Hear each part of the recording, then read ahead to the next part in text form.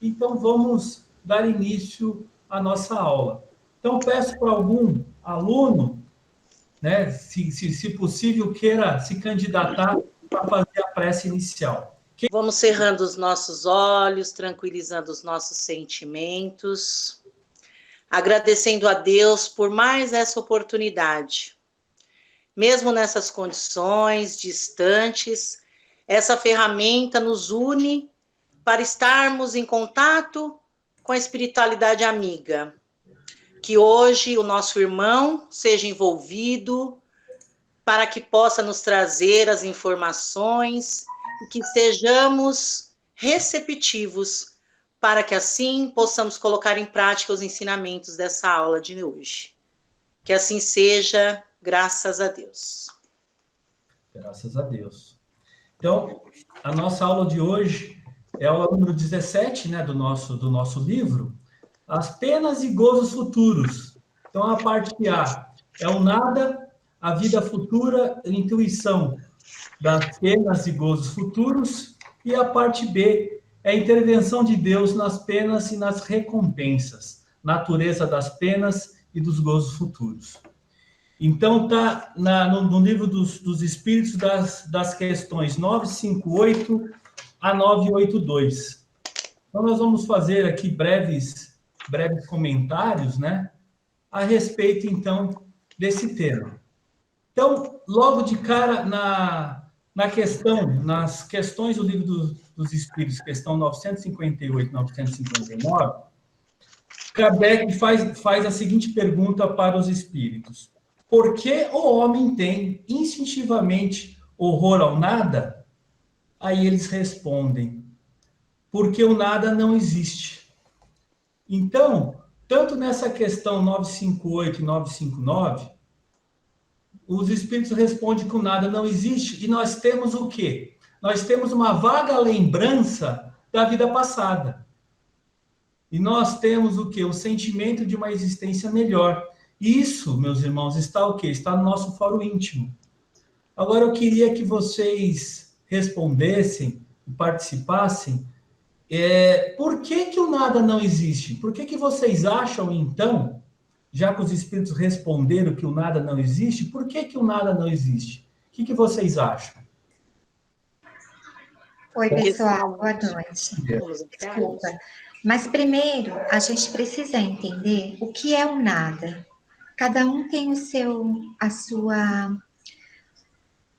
cada um sabe o que é o nada para vocês. O que é o nada?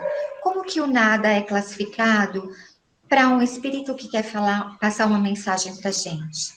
Para cada um aí, responde rapidinho. O que é o nada? Eu acho que é nada.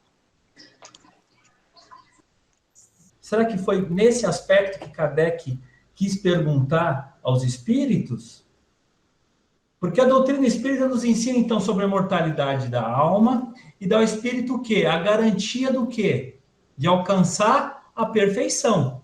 Então, nós não nascemos perfeitos, nós somos perfectíveis. Nascemos simples e ignorantes, como nós já aprendemos, em busca o quê? Da perfeição. Então, como se consegue atingir, então, essa perfeição numa única vida? Não consegue. Em uma única? Não consegue. Em uma única vida? Será que nós conseguimos? Não.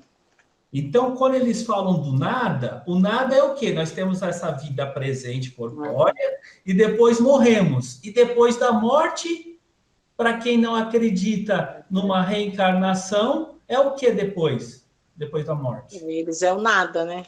Então, é nesse aspecto que nós começamos, então, a começar uma discussão.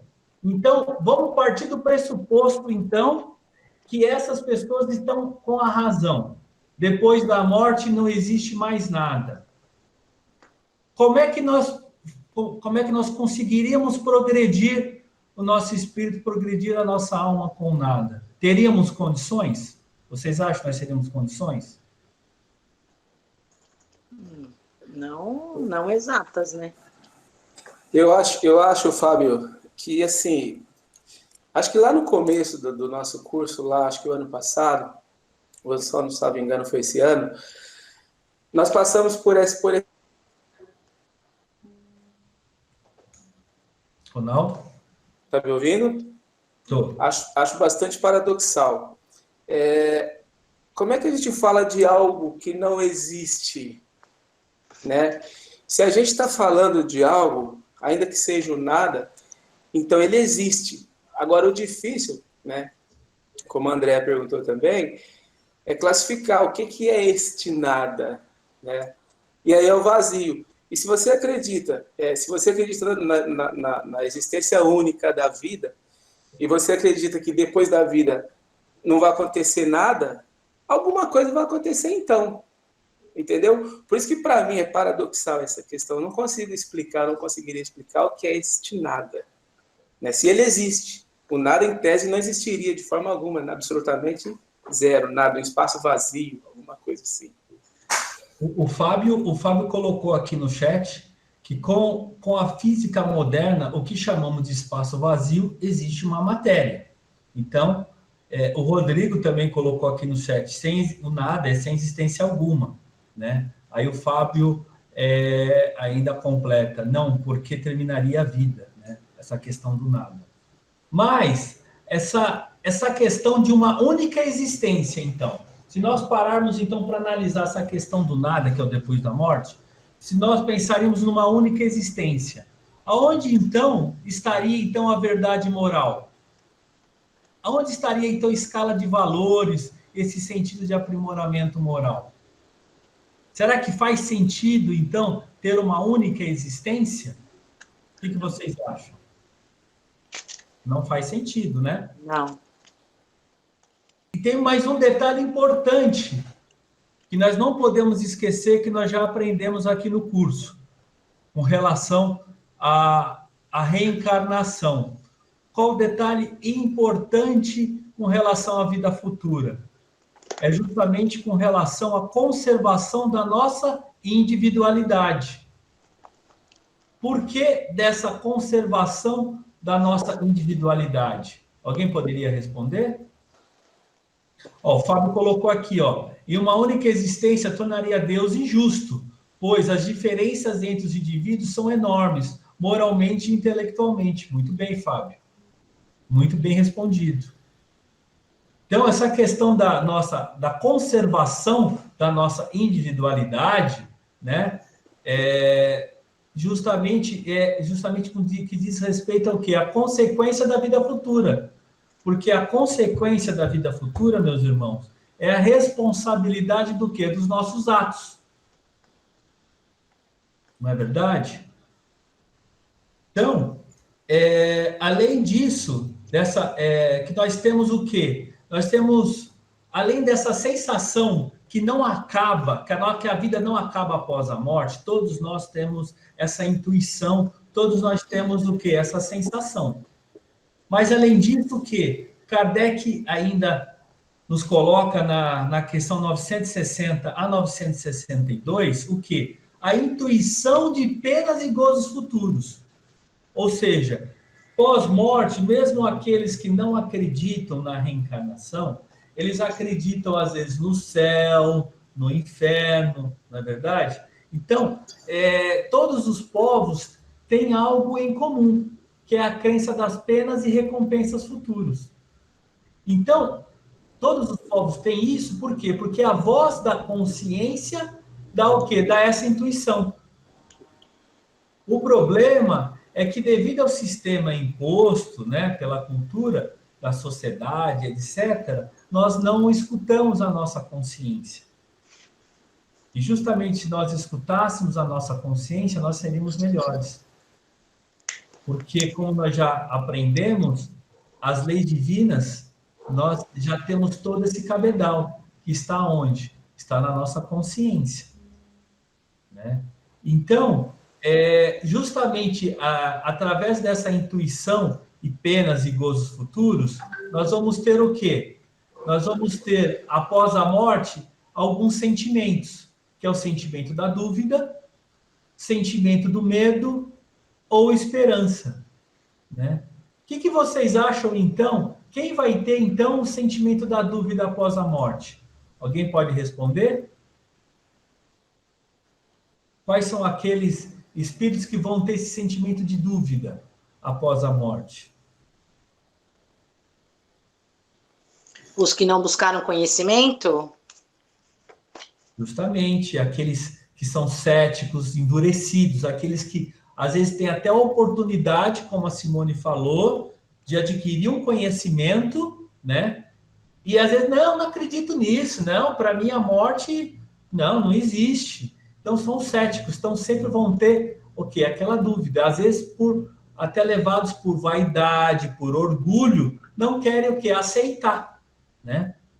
E com relação ao medo, quem é aqueles que depois da morte vão ter esse sentimento do medo? O que vocês acham? Fábio? Oi. Quem deve teme, né? Então são aquelas pessoas que nós, né, na realidade, aqueles irmãos que não trilharam pelo caminho correto, que não seguiram os ensinamentos e tudo mais. Então é o seguinte, diríamos que seria a hora do acerto final, e essa hora ninguém quer, né? Então é sempre temeroso. Justamente. E isso é mencionado na questão 962, né? 962. E é justamente isso, são os culpados. Por que os culpados? Porque nós vamos ter o tribunal da nossa consciência. No livro Céu e Inferno, traz muito isso, com relação ao tribunal da nossa consciência. Então, o medo é para os culpados. E a esperança? E o sentimento de esperança? Para quem? Agora ficou mais fácil, né? O sentimento de esperança seria para quem, então? Para os que tiveram um pouco de conhecimento, né? Que buscaram, além daquilo que a sociedade informou, né? Que buscou aprender alguma coisa, através da intuição que todos nós temos, né? Que a gente tem essa intuição que já vem conosco, né? E que foi tentar buscar conhecimento de alguma forma, né? Chegar lá, acho que as pessoas querem sentir esse aprendizado, né? Porque colocar na prática, por exemplo, que a gente estuda muito sobre isso, né? Então, chegar lá, eu acho que a esperança de ter certeza daquilo que estudou, né? Que buscou. Bacana. É justamente isso. Como nós acabamos de falar que a questão da consciência, o Rodrigo falou, a moral elevada, justamente isso. Da mesma forma que os culpados, através da consciência dos seus atos, né, após a morte, se tornam o quê? Tem um medo do que vem pela frente, justamente pela sua consciência. Por outro lado, aqueles homens de bem, né, que praticaram o bem, eles vão ter sua consciência tranquila. Então, o que vai levar após a morte é justamente a esperança de uma condição melhor, né? Fábio. Oi. Então, na realidade, assim, você transporta para após a morte o sentimento de hoje, vamos dizer assim, porque, como a Simone disse, né, a gente busca estudar, a gente procura trilhar por este caminho, porque a gente crê numa vida melhor após a morte, porque a gente tem esperança dessa vida após a morte, né? Da mesma forma que somos céticos agora, eu acho que esse sentimento vai passar para o lado de lá. Como medo, seria mais ou menos isso? Acredito que sim, né? Sim. E olha, o Fábio aqui colocou no chat. O medo está relacionado também à falta de fé em Deus. Se temos a fé de um tamanho de um grão de mostarda, como disse Jesus, não teremos nada. Então, é justamente isso. Ter a fé. Mas fé em quê? Fé em Deus, legal. Mas fé justamente no quê? Da certeza da prática dos nossos atos. Por quê? Como eu já disse, a consequência da vida futura é a responsabilidade dos nossos atos. O nosso passado nos traz o quê? Nos traz uma bagagem através de erros e acertos, a nossa bagagem que nós temos através da nossa consciência dessas vivenciações. Mas o que nós vamos agora praticar no presente é o que vai determinar, então, o futuro. Ou um futuro melhor, mais tranquilo, ou aquele futuro que nós vamos ter que recuperar aquilo que nós poderíamos passar de uma forma mais tranquila. Por isso que é justamente a conservação da nossa individualidade e a responsabilidade dos nossos atos. É por isso que hoje, na vida presente, estamos buscando o quê? O nosso aperfeiçoamento moral. Porque se nós fazemos o nosso possível, né, não estamos em condições de ser anjo, de ser espíritos puros, mas estamos na tentativa de, a cada dia, melhorarmos um pouco mais, nós vamos o quê? Justamente melhorar a nossa condição futura. E essas pessoas que acreditam no nada, eles vivem o presente muito intensamente.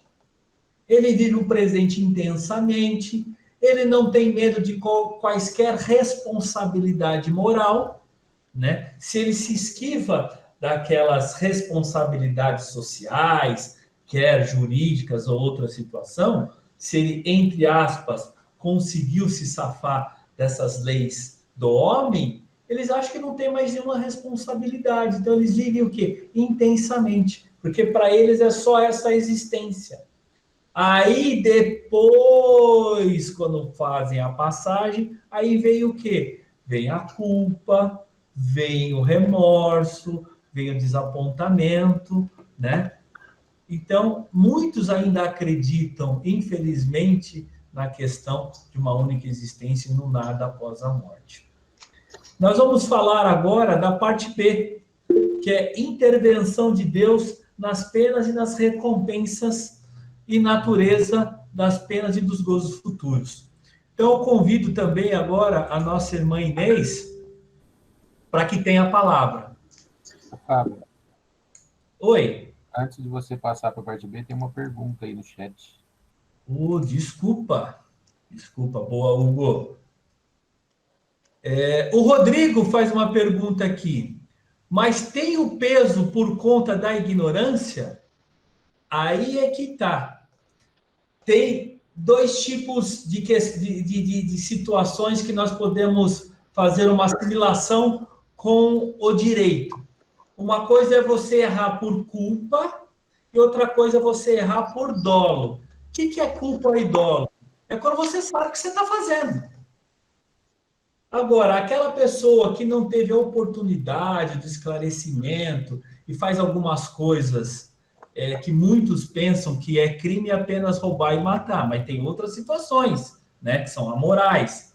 Então, se ela não tem esse conhecimento, que não foi dado esse conhecimento e pratica algumas ações, isso vai ser levado em consideração, não vai ser anistiado, vai ser levado em consideração. Mas aquele que recebeu a instrução, recebeu todo tipo de informação, de conhecimento, oportunidade de conhecer e faz as mesmas coisas, será que vai estar no mesmo peso e balança daquele que não teve essa oportunidade de ter esse conhecimento?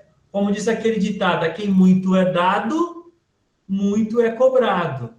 Alguém quer fazer algum comentário a respeito? A Jesuína colocou aqui, para melhora a nossa da condição futura, é imprescindível ter consciência do seu novo estado de espírito desencarnado. Hugo, quer fazer algum comentário, Hugo? Pode ouvir só, mas eu aproveitando a oportunidade. Porque, assim, tem um professor que eu sigo, né, que eu admiro muito, e ele se diz totalmente ateu. Ele se diz totalmente descrente de uma vida após a morte. Só que ele diz que assim, isso só para a gente ver como tem nuances, né, de tudo isso. Não dá para a gente falar assim, a pessoa que não acredita em nada ou não acredita na vida após a morte vai sofrer as consequências. Mas por que eu digo isso? Porque ele disse que ele quer, no mínimo, deixar um bom legado, né, um legado ético para ser seguido. Então, ele é o tipo de pessoa que ele conduz a vida dele pela ética, né, pela moral, por tudo, para que deixe um legado para quem vier depois dele, dentro da área de atuação, para a família. E isso, apesar dele se dizer totalmente ateu, totalmente descrente. Aí a gente pensa assim, bom, e aí? Ele está dentro da ignorância ou está dentro do conhecimento? É uma pessoa, como você falou, na intelectualidade, às vezes não tem nada a ver com isso. É uma pessoa extremamente inteligente, mas que conduz a vida dele de uma forma ética, sem crer em nada. Como é que será que ele é recebido no plano espiritual? Fazendo um gancho do que o Hugo falou, tem a questão 962. A questão 962 ela é interessante porque diz o seguinte, ó: por que ascéticos, visto que a alma traz ao homem o sentimento das coisas espirituais, né? Se nós temos esse sentimento, por que ainda há pessoas que falam, não acredito em nada, né? Não acredito, ou não acredito em Deus, né?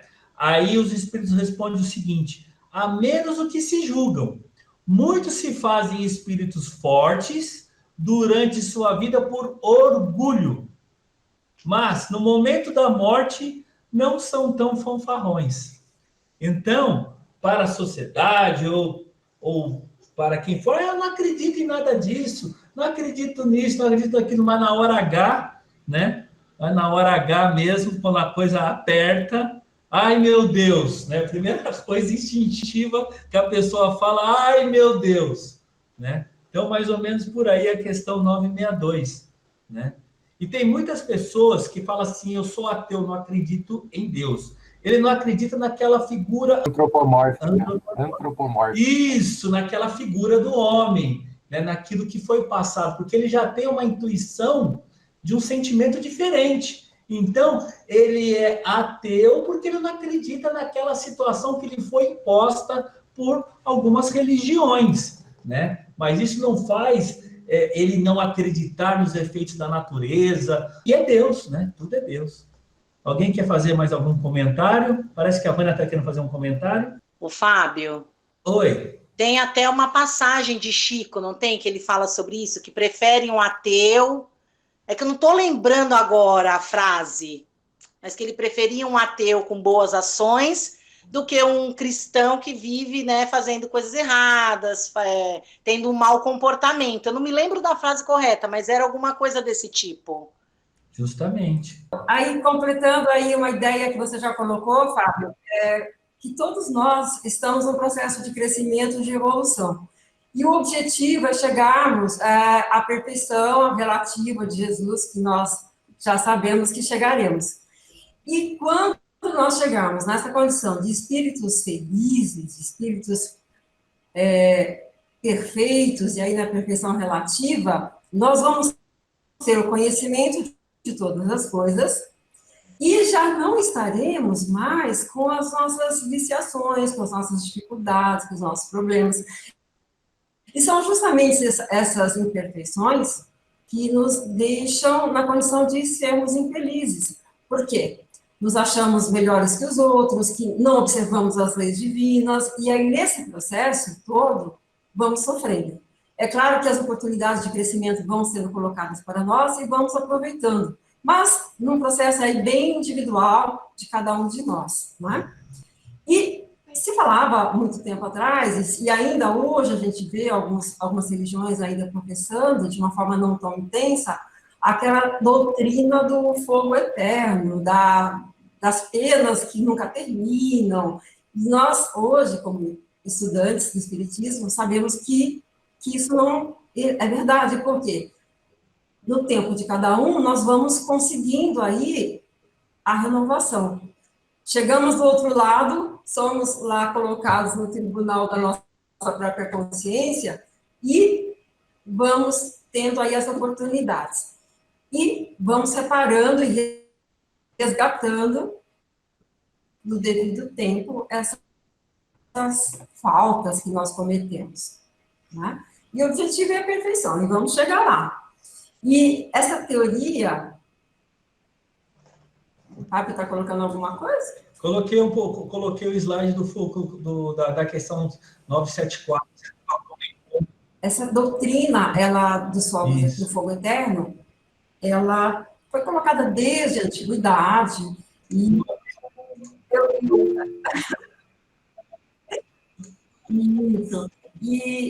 isso vem desde a antiguidade, dos povos mais remotos, porque o fogo ele tinha essa noção de suplício, de cumprimento de pena, e isso foi sendo trazido para nós aí ao longo do tempo. Os materialistas já pensavam que não existiria nada depois da morte, mas a surpresa foi grande quando lá chegaram e viram que a vida continua.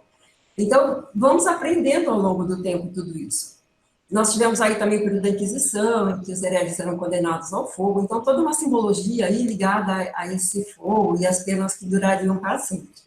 Mas o que nós podemos aprender? Que os fogos aí, fazendo uma alusão a entendermos o fogo como uma coisa moral, uma situação que nós vamos encontrar depois, quando lá chegarmos à pátria espiritual, em que nós temos que sermos aí os juízes de nós mesmos. E aí vamos estar numa situação muitas vezes complicada. Por quê? Vamos ter que rever ali uma série de vítimas que nós prejudicamos, a própria vergonha de não ter cumprido a nossa missão. Então, é uma situação que temos que evitar na medida em que procuramos aí conhecer as leis divinas e colocarmos em prática no nosso dia a dia. E aí, o conhecimento que a Simone colocou tão bem lá no começo, é o que nós devemos buscar. E, acima de tudo, praticar. Porque de nada vale sabermos também se nós não colocarmos em prática. Sim. Desculpa, Inês, te interromper. Está dando uma diferença, um lagzinho aí entre a minha fala e a sua. Mas o Fábio Sodré, ele falou o seguinte: negar a espiritualidade é negligenciar o ser espiritual que somos. Sempre estamos ligados a Deus, e o que muda a nossa compreensão do que é Deus é a nossa conquista evolutiva. Parabéns, Fábio, pelo comentário. Desculpa, Inês, pode prosseguir. Excelente, Fábio. Bem, complementando, então, quando nós estamos nessa jornada de crescimento, vamos observar isso para nós, no nosso caminhar, que já evoluímos um certo tempo, uma certa posição, adquirimos uma certa posição. E aí enxergarmos que para evoluirmos, nós temos que estar mais alto ainda. Então, observar essa montanha que nós estamos aqui, mas que queremos chegar aqui, pode nos motivar a sermos melhores. E não nos deixarmos numa situação de tristeza e de acharmos que não seremos capazes. Né? E, colocando aquela situação de chegada no mundo espiritual, nós vamos entender assim: estamos descobertos. Estamos ali do jeito que nós somos, tudo aquilo que nós angariamos, o bem que fizemos, o mal que praticamos, então aquilo vai estar de uma forma assim escancarada. Todos ali estão nos vendo e nós também. Então, esse tribunal aí, ele é inevitável. E cada um de nós passará por ele. Querem complementar alguma coisa em relação a isso? Alguém quer fazer algum comentário?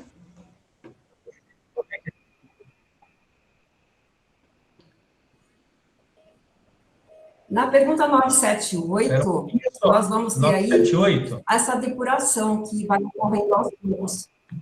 978. E essas oportunidades de reparação, elas são oferecidas a nós pelas reencarnações sucessivas. E aí, de tempo em tempo, vamos voltando e vamos resgatando tudo aquilo que nós praticamos anteriormente. E como é que nós devemos ver essas provas? Para muitos de nós, essas provas podem ser penosas. Por quê? Aceitamos passar por elas, mas podemos depois achar que essas provas não são assim tão fáceis de serem cumpridas. Mas nós temos um objetivo, que é crescermos, vamos entender isso como não penoso, isto é, suportar, com resignação, com paciência, e aí vamos galgando aí esse caminhar tão importante para todos. Tem uma pergunta que me chamou a atenção, que é a 976, em que os espíritos perguntam, a visão dos que sofrem é para os bons causa de aflição? A Jesuína falou o seguinte: esse tribunal que se diz que é como um filme que nos mostra a verdade sem máscara de nossa conduta. É justamente o que ela quis dizer, justamente quando nós vamos para a erraticidade, não tem, nós somos o que somos. Por isso que muitos se sentem o quê? Constrangidos, envergonhados, né? Porque ali sai aquele véu daquela máscara que nós usamos, as máscaras da sociedade, e na erraticidade não tem isso. Por isso que vem aquela culpa, o remorso e etc. Muito bem, Jesuína. Desculpe, Inês, de te interromper.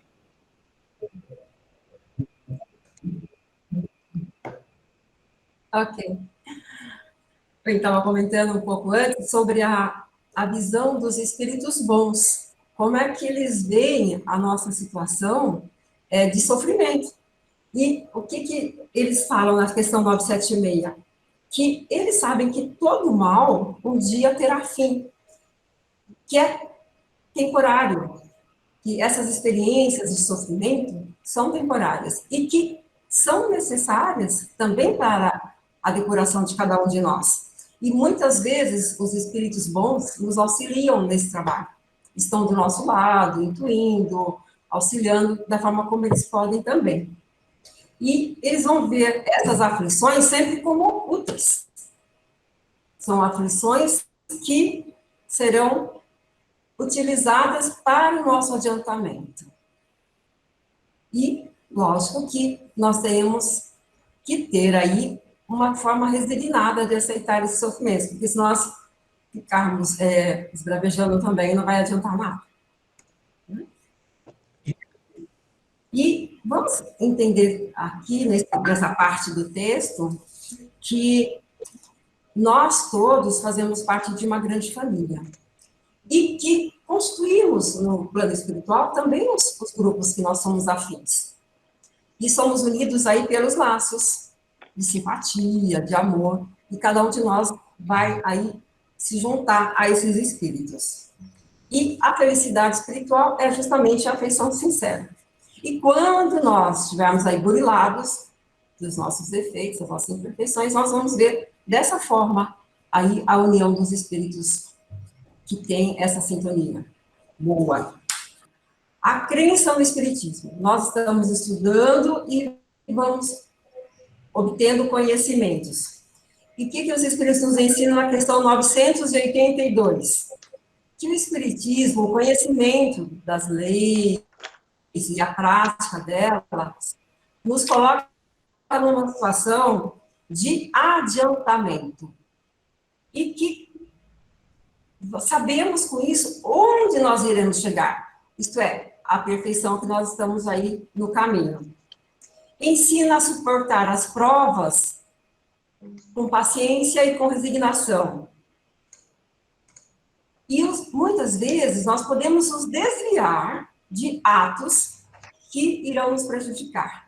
Portanto, estudar o Espiritismo, conhecer as leis divinas, praticá-las é uma forma de nos adiantarmos e sofrermos menos e também alavancarmos aí o nosso crescimento. E aí eu faço uma questão importante para todos. Para alcançar a felicidade, é necessário professar a fé espírita? O que vocês acham? Precisa acreditar, precisa crer no Espiritismo para ser feliz? Ou para chegarmos a esse nível de espírito que tem a felicidade plena? Podem responder, meus irmãos. Rodrigo falou que não. Alguém mais? Não, acho que não também. Não. Fábio, eu li uma comparação, deixa eu só ver aqui. O Fábio, eu li uma comparação da encarnação com o filtro de barro. O filtro de barro é o nosso corpo e a água é o nosso espírito. Cada reencarnação é uma filtragem tênue. No final desse processo, o espírito estará purificado. Esse processo faz parte da justiça divina. Que bacana, hein, Fábio? Muito bacana. Bacana mesmo. É justamente essa depuração, né, através de cada existência, através dos nossos erros e acertos, que nós vamos aprimorando, né? Muito bem. Quando a Inês quer dizer que a gente estudar a doutrina nos coloca em uma condição de privilégio, é isso, Inês? Esse adiantamento que você fala, como adiantamento, o que o Espiritismo traz, diferente das outras doutrinas, dos outros conceitos, que nos coloca diante de um adiantamento diante da vida?